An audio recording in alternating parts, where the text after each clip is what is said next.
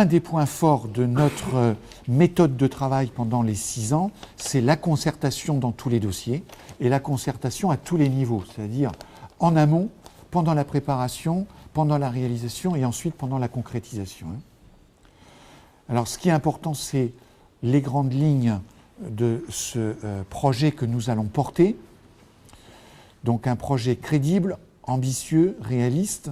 Alors il est crédible parce que tout ce que l'on avance, c'est sur la base de finances saines. Et ça, c'est un travail qui nous est à notre bénéfice et à notre actif. La ville est désendettée. Les finances, si elles sont bien gérées, sont durablement assainies. Et je rappelle que pour 2014, nous avons réalisé une baisse de 5% pour la taxe d'habitation et de 3% pour le foncier bâti.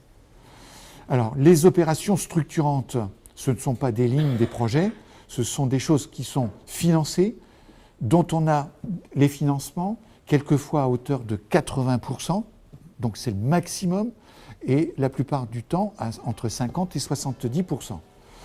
C'est tout un travail qui a été fait pendant tout le mandat. Donc vous avez Chevreux, le boulevard Jeanne d'Arc, la passerelle, les berges, les silos, l'école Fiolet, l'école Michelet, l'école de la Gare, la Croix d'Or, la construction d'un nouveau gymnase au stade Pierre-Hénin, le conservatoire et la piscine avec l'agglo, et surtout de continuer cette méthode de dialogue et de concertation, puisque c'est pour nous la seule méthode qui nous permette d'avancer de la façon la plus saine possible dans les dossiers.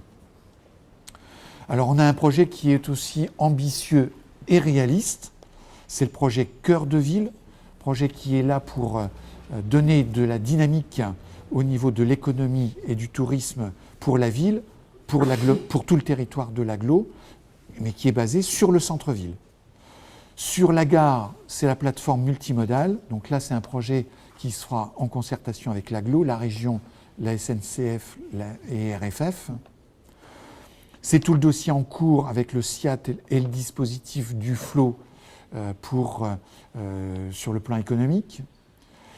C'est poursuivre cette politique de rayonnement culturel et interculturel.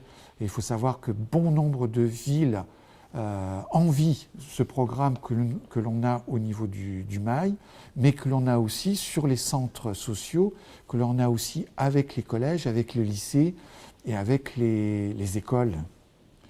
Et puis sur le Saint-Jean et Saint-Médard, c'est le projet, sur Saint-Jean-des-Vignes, c'est le projet de future relocalisation du musée, et pour conforter tout le pôle culturel.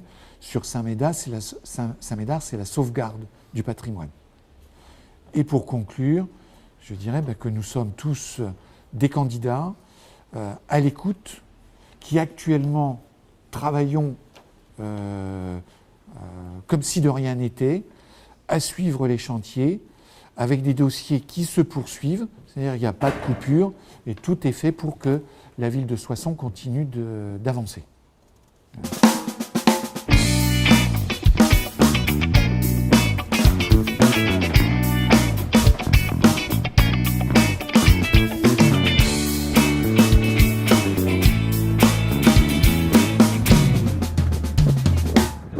Allez, salut.